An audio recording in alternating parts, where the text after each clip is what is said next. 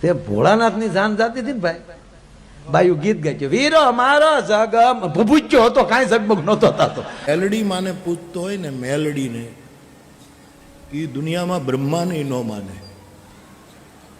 વિષ્ણુ તો એને કાંઈ નહીં, શંકર તો એના માટે હાવ રૂખડ.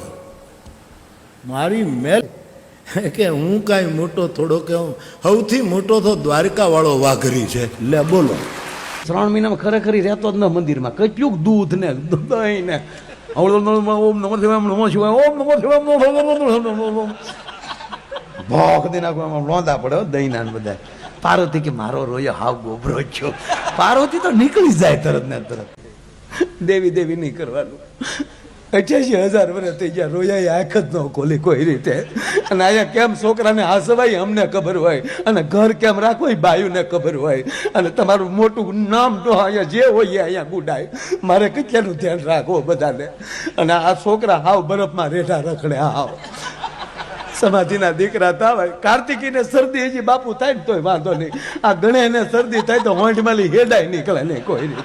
અહીંયા ભસ્માસુર જેવો ભસ્મ છો તા તો ભોળોનાથ વળવાય પકડે હાડા હાથ.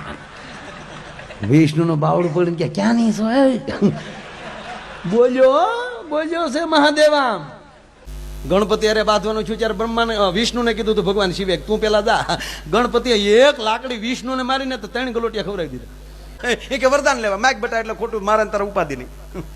ભોળાનાથને ખબર નહોતી કે આમાં આપણી આંગળી નકુસામાં આવી જાય. ભસ્માસુરને કીધું માગ એટલે ભસ્માસુરે કીધું જેની માથે હાથ મૂકવું ભસ્મ થઈ જાય. ભોળાનાથ કે આપ્યું કીધું ભેગો ભોળાનાથ કોઈ જ દોડ્યો. તો હવે તું ઉભો રહેજે. હણ જે ભોળાનાથ ભાઈ ગંગાજી તો પેલા સટકી ગયા. એ કે હેમ ખેમ પાછા આવશે પાછા ગોઠવાઈ જાવ, બાકી હાથ પેલા ઉપર આવશે પેલા આપણો વારો આવશે. એટલે ગંગાજી સાઈડમાં જટા મોકલી હાવ